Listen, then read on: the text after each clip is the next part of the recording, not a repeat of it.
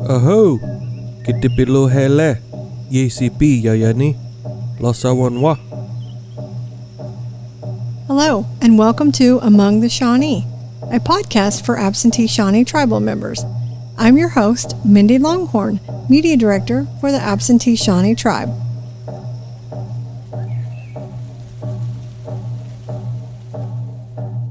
Hi, I'm Mindy Longhorn, the Media Director for the Absentee Shawnee Tribe. I want to welcome everyone to our first ever video podcast. We've had audio since about 2023. This is the first time that we are on video here, and I've been wanting to do this for a while. I actually wanted the EC to be the first guest. EC, if you're watching, open invitation, please join the show. But I've got two great, phenomenal people from the ICW department here today. We have Shawnee Martinez. Hello. ICW Director. Paige LittleCharley, ICW Case Manager. Hello. Welcome to the show, guys. Thank you. Thank you for having us. I'm really glad that you guys were the first. Not that the EC is not important, but really there's nothing more important than the work that you guys do with the tribal kids. Yeah. I mean, really. So this is really fitting that you guys are on the first video. How exciting. It's exciting. What do you think of our little setup here? I love it. I know. Very professional. Yes. So if any tribal members are watching, we're in building 1, top of the stairs, second floor. This is our temporary studio. Who knows how long we'll be here. But I'm glad we finally get to do this. So now that we're here and we're recording, this is April, but probably be May when this comes out. April was Child Abuse Awareness Month. Yes. So we're wrapping that up. And I know as part of that month, you just recently told your story, Shawnee. Yes, I sure did. That was about 38 years in the making. A couple years ago, I wanted to come out and share my story, but I just didn't, at the time, have the courage to, in fear of what some of my family members might say or think. And with encouragement from my husband and my kids, I came out this year and shared my It's very emotional. Story. Thank you. It is. It's very emotional, and I think it shows. That's what your work shows through. I mean, you've lived what these kids are going through. So who better to advocate and fight for them than you? Oh, thank you. It is definitely hard. I still can't do sexual abuse cases. I know that's not something to laugh about, but that page tends to keep me grounded a lot. But that's because it's very, it's personal. Extremely personal. It's very, and it is re-triggering. But the whole process is, I understand it, and then I understand where the kids are coming from, and I also understand the part that I struggled most with, which was my body telling me, it doesn't feel bad when I knew it was.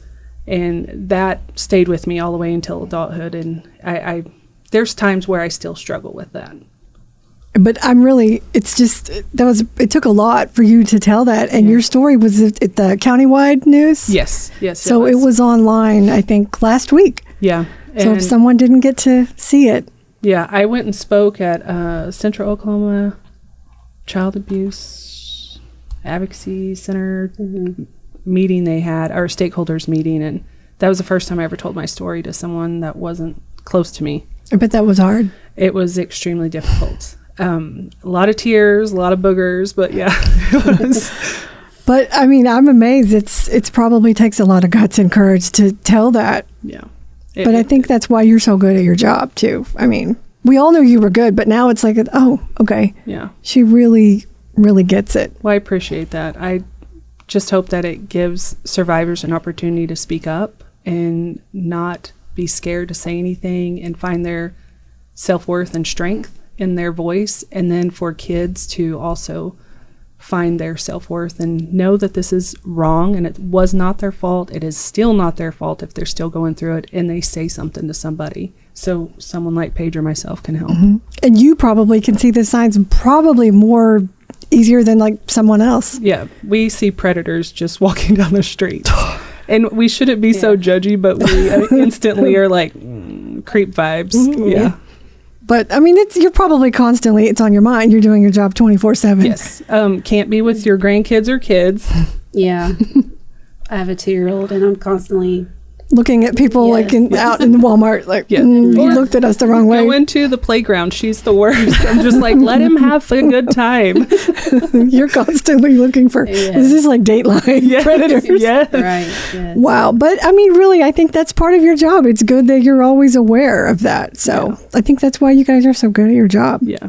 Paige brings a lot to the table as far as growing up with her mom and dad and wanting that for our Shawnee people. I love that her heart is there, and she just brings so much of love to the table to just let people know that, you know, it is possible to grow up in a home with both parents and have a whole family unit and still be absentee Shawnee. I love that. So you both just are phenomenal at what Right, you do. she yes. is. Well, and you are Shawnee too. is. Yeah. I'm like, what did Paige say? I'm like, well, what did Shawnee say? Yeah. But I think it comes out. I mean, both of you. And I think that's why you're so passionate and you're so good at what you do. Yeah. Both of you. We have a love-hate for our jobs sometimes. And people love and hate us too. So, Yeah. I mean, But It you're is just, what it is. yeah. you're doing your job. I Yeah. think you're doing a great job. So, and I think really your department doesn't get enough recognition. I feel like you're the unsung heroes. We say all the time. Yeah, we do say it all the time. Okay, so Yeah. we just said it again here Yeah. for everyone to hear. Yeah. And now that April's almost done, we're going into May. Yeah. May is Foster Care Appreciation Month. Yes, So ma'am. that kind of leads us into some more sad news. I know you guys have like 121 active cases, and I thought you had 4 foster families We recently lost 2. from Saturday. Well, no. Since the our General Counsel book, okay. Since the report went out, one closed. They adopted the child and they didn't want to foster anymore, and the other one they just don't have any more room for any other children. So we only have 2 right now. 2 active foster. 2. Yeah. Yeah, and it's kinship. Okay, so out of 121, 2. Yeah. That's it. And So where are the kids going? They're going to shelters. Probably not. or the- non-native foster homes. and that's not where they need to be. No. Right. So what does that mean? So who needs to step up then? Our tribal members. I'm all like, go ahead, Paige. Well, I mean, okay, I did some numbers here. So these are from the enrollment numbers at General Counsel that we just had in the spring. Most of the tribal members live in Oklahoma, right? I think it was like 3,400 tribal members, 3,468 live in Oklahoma. Now, they're not all eligible to be a foster family, but 2. Yeah. I mean, there's 2. only 2. Yeah. Right. Yeah, and we just don't do the state of Oklahoma. We are like nationwide. Yeah. So we have out-of-state cases that we're attending. Still trying to find family for a couple of them, but And there's what, 4,500 tribal members? So if there is a child that is in California and that's absentee, is identified as absentee, and we do the enrollment verification, everything, we get involved in the case. And 100% of the time, those children in out-of-state cases are put with non-native homes. We don't have the resources to travel to California to Right. ensure that the ICWA compliance is, up to the gold standard it needs to be. So they kind of just get pushed under or to the side. And it's not because we're not trying. It's just we have 50 cases apiece. I am the director, but I still do casework. And I still ask Paige for help when it comes to casework. I'm like, is this right? But yeah, we do everything. We have 3 staff members, including myself, and we wear that hat from administrative assistant to director, all of us. You do it all. Yeah. So why do you think people don't want to foster? There's a lot of fear in fostering. I hear they think the kids are bad based on their parent situation, and it's unfortunate that we have that mindset because the It's kids... not their fault. No, it is Never. not. Never. And there are some, they are their circumstances, but again, it's not their fault. Right. I've heard that people say that they get too attached. That is, this is my solution to that. I tell everybody, it's just like being a parent. God may call your kid home 6 days after you give birth, 6 months, 10 years, 12 years, 20 years. You just never know. Right. But you provide love and nurturing and support to that child no matter how long they're in your home. And that's the whole fundamental paradox of being a parent, is you grow them up to let them go. So that it's the same thing. And you may have a child in your home for a couple hours and we find a family, or overnight or the weekend and we're able to find a family. We do have, I will say that when we do have cases, we have a lot of kinship that come up. There's just been a handful of cases that we've had to like search and practically beg family. Right. Take them in. Yeah, because and they still have that mindset too of like, I've had to deal with this family member, the adult, for so long that they don't want to, and we have to just reassure them like they will come through us, we'll mediate. And I know it's going to be difficult because mom and dads don't ever want to tell their children no. Right. But when you have your grandkids in the home, that's your priority. They are who you need to think about. So, but other than, the finances, the getting attached, the kids are bad, we hear it all. Or maybe they think their house is not big enough. Or, that is one of them, but not too much. I know we have more non-native families that are willing to say, hey, bring them over. We'll bring them in with the rest of our kids here. And I love that. But at the same time, it hurts my heart as a tribal member because we should be fighting so hard to keep our kids here. And if they seen what we seen, Paige had a case that we had to work, and we had to concede to an adoption to non-native family because we had no family. And that, well, actually we did have family, but it was the last minute, and the judge, she voted against us, basically, went against ICWA, and we didn't have any legal representation at the time, so we had to concede, and it was extremely difficult because I don't even know if the child's been involved with the tribe since. And I wrote a letter to the judge and, told her how difficult it is, and, that his family said those prayers many years before us, and that laid those tracks down on the dance grounds for him many years ago. And whenever he's ready, or whenever he looks around and says, I don't look like everybody else, he's still welcome here. But yeah, it's difficult. It's very sad. It's disheartening. Especially we know back in 2023 when ICWA with the Supreme Court case. Yeah. And I was a little worried about that. Yeah. And then yet you're still having to this day. Yeah. Right now. Yeah. And it's unfortunate because we do have tribal leaders that don't understand where we're coming from. They too think, Brackens could have provided more for them. It's not about providing more and having a bigger house and all these fancy toys and stuff. It's about the connection to the people and to your soul. That's what this is about. That's what we try to do. And, Paige is getting emotional because this is close and near and dear to her heart. Right. And especially if you've only got two homes right now. I mean, there's all these kids. And like you said, where are they going to go? Well, we fought for this kid. He came up from Texas. And we fought for years. Yes. Oh, my goodness. Yeah. And we had no other choice but to concede because we had, like I said, no legal representation for ICW at the time. But we do now, and that's he's good. Phenomenal. Yeah.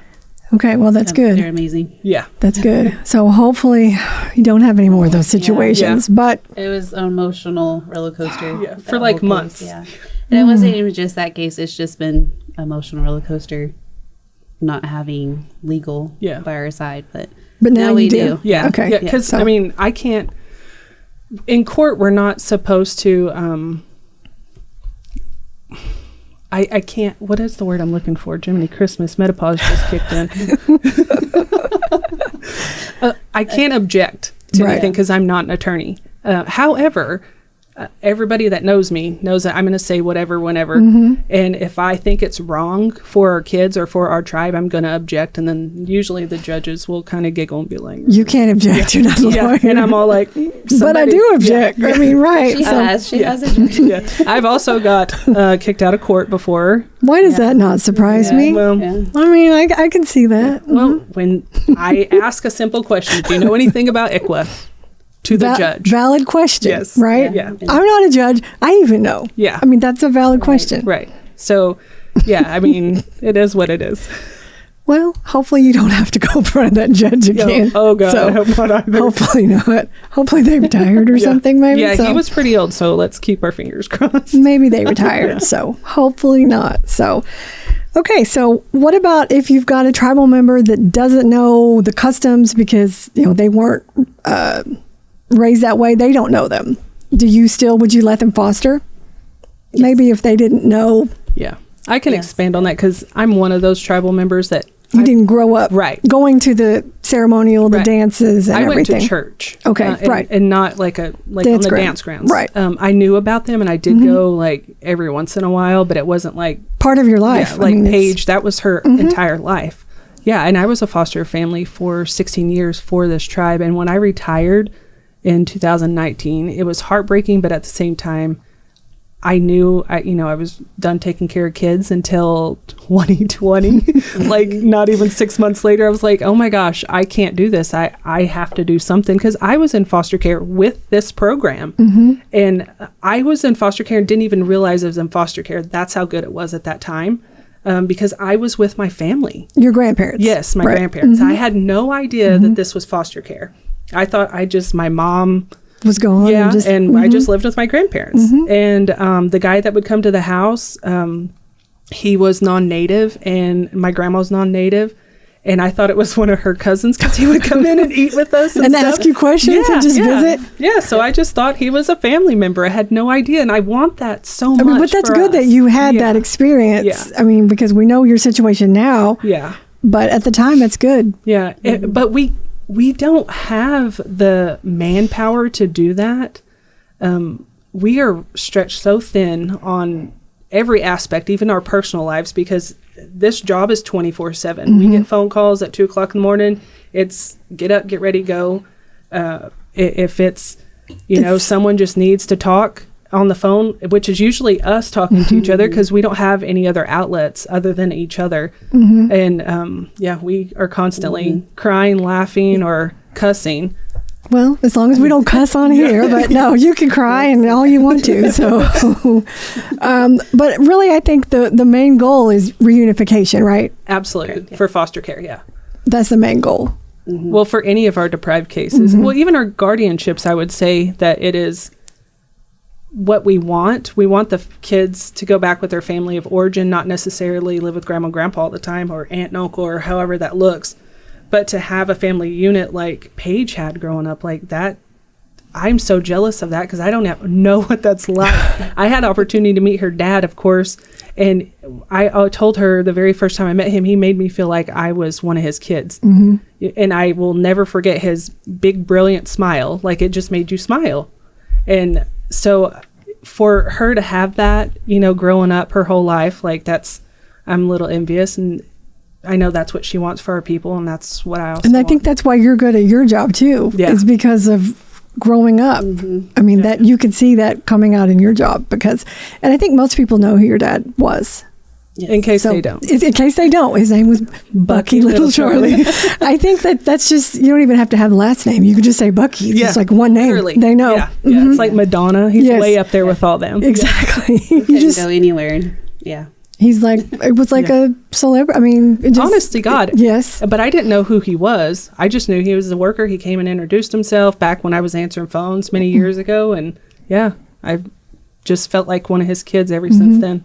But I think that's why you're so good at your job is because of how you were raised by him. All the times that she'd be mad that he'd make her go to the dance grounds and not have to go do, like he was so strict on everything, and now you know why. Yes. Instead of go do other stuff. And you're like, I have to go all day. Yeah. Yeah.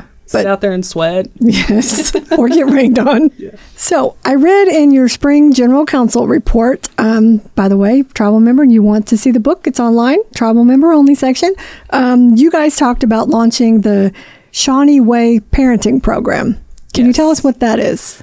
So that is a program. It's in the beginning stages currently, but we want to create a parenting for absentee Shawnee people. Not that we dislike or anything that's out there right now, but I don't feel like it's geared towards us. Tribal. Yes. And I want people to understand how difficult it is to parent, and some of the ways that we think as parents is normal, even though like there's going to be days where you don't like your kids, and that's okay. You still love them.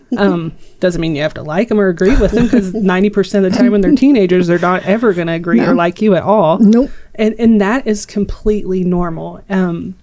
But we want to work in the cultural component, because every tribe is different. We don't all believe the same.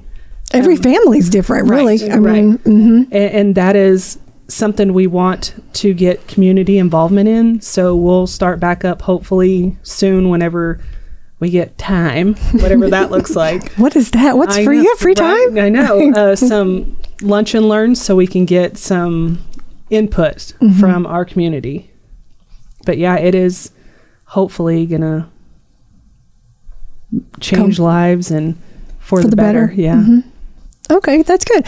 So is there anyone that can't foster? I mean, is there an age requirement? 18, 80? What's due? I don't know. Well, I mean, if you can get down on the floor with a 2-year-old at 80, by all I've seen means. some 80-year-olds that are pretty, but is there any minimum? So for us, the age requirement is 21. You must be 21. You don't have to be married. You can be single. There's really not an income requirement, but you do have to have a job. Okay. Place to live, obviously. Right, not with your parents or with other family, even though we know that's how our families live. Yes. If you do, and that's fine, everybody in the house has to have background check and canvas check, and there has to be adequate space for a child. And that's usually where kinship and relatives come in. And so we, just go in and make sure that everything's safe and secure for the child, but they have to have background checks done, fingerprints, and then they have a CANIS, which is a child welfare history. So if they have child welfare history, they're not a candidate. No. If they have any major crimes against children or domestic violence charges, can't foster. Right. Or active protective orders we've had. Okay. I'm like, probably not. What's that for? I just stabbed him. It's no big deal. Alrighty. It's nice that they'd like to foster, but sorry. So does that happen a lot? Yeah, it happens. Not a lot, but it does happen. It's not unusual, unfortunately. But their heart's in the right place. Right. I mean, we are supposed to be offering training for our foster families, but the SANCAP that we are a part of, it's a multidisciplinary team. It's just all of our local tribes get together, and they've created, what is it called? Circle of Keepers. Circle of Keepers. Okay. They just revamped that, so we have to get retrained on being trainers, so that's going to be fun. So you've got to get some training before you can train. Right. So right now it's just like we're winging it. And then just from my experience of being a foster parent, and Paige was a foster parent too.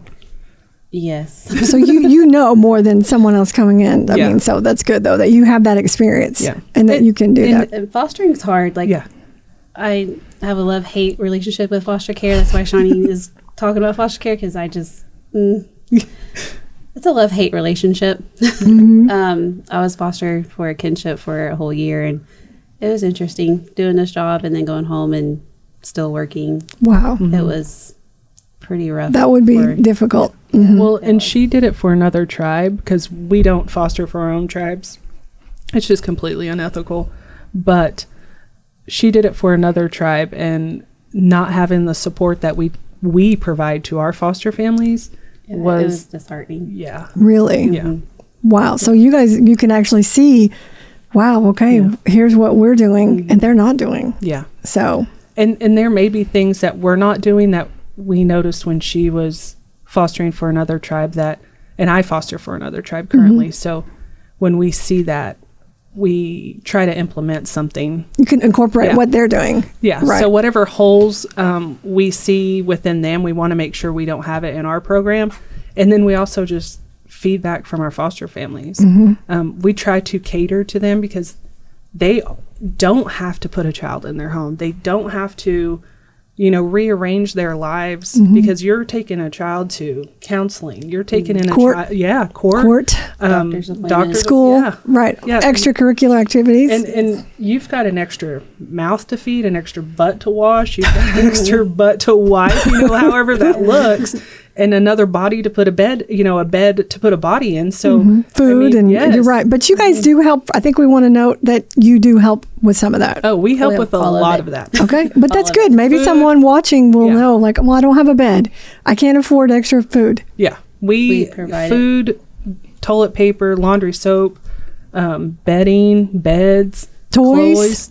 clothes, toys, coloring books, and then whatever the foster family may need. Like gas. Yeah. I mean, maybe they, Or just something that we haven't thought of that they did. We assess it and then we're like, hey, is this justifiable? Thank God, the tribe gave us a general fund budget because our grants are very limited. and they're in jeopardy because of President Right. Trump. So we do have some funds we can play around with to make sure that some families get certain needs done. Because when you bring a child into your home, and I'm not trying to discourage anybody from being a foster parent because we could definitely use it, but sometimes kids come in with roaches or bed bugs and we will spray for them or get them, well, we won't spray, but we'll pay someone to come spray. And it's just, whatever the needs, don't be afraid to ask. If But it's all, at the end of the day, paying it's for a about the water bill- kids. Yeah. Because you want them out of that environment. I mean, I can't imagine. You just Yeah. said roaches and bed bugs and, no child should have to live No. like that. No. So, covered in fleas. Oh, yeah. Fleas. Don't forget the fleas. Yeah. I mean, that's just disheartening. I cannot imagine the things that you guys have seen. And, we bring kids into homes that don't necessarily have food every day. So when they go from not having it to having access to it, it's a process they have to go through it. They don't understand That it's always going to be Yes. there. So they'll either hoard food or just like gorge themselves when they eat. Because they don't know when they're going to get fed again. Right. Or that's how they were Right. living. Yeah. And that's sad. No child should have to live like that. No. So if someone can't foster, is there anything else that you guys need? Like, is there anything else that they could do? Do you what else could they do if someone couldn't foster? So we have different types of fostering. So we have a respite, we have like emergency 24-hour care. We also have foster care. So the respite is just for maybe like 24 hours, 48 hours, up to 72 hours. Like a break. Yeah. And it basically just gives the foster parents currently, or if they're in a shelter, just have a home to go to For a the week. weekend. Right. So we have those types. They can volunteer. We have a lot of summer, Christmas. Mentors. Yeah. We're looking for some mentors right now for some couple kiddos that we have. Yeah. Okay. So if anyone's watching and they, can't foster or at this time, or maybe they just are not eligible for whatever reason, I mean, there's still things that they can do. They can donate toys. They can donate clothes. They're gently used clothes. I don't want someone's stank underwear. But I do. I mean, a little, something. Just keep your underwear at home. Right. Hair stuff, anything. Because kids leave. I mean, we've all heard that they leave literally with just what's on their back, like nothing. Right. They don't have anything. And it is hard because when we go into homes and if there is a removal, that's one of the least of the things that we think about, like, oh, let's grab a couple of outfits or something, because we don't know what that's going to look like. We may remove them because of danger, and then we go to court and they're like, okay, we'll go ahead and put them back for whatever reason. That has never happened, but you never know. Right. But yeah, they literally leave their house with nothing. But we do sometimes, we'll go back to the family, the bio family, and say, hey, if you have clothes, can we get them for the kids? And some are just absolutely not. Really? Yeah, they will say no. So they might not even have a winter coat, yeah, or you know. Yeah, and there's times where if like if it was a drug raid, like there's times where we can't even go back into the house or anything, or even go in the house. Yeah. So the kids are just coming with nothing. Yeah. Whatever they've got on their backs. Yeah. Maybe so not a coat. Fentanyl's a big thing right now.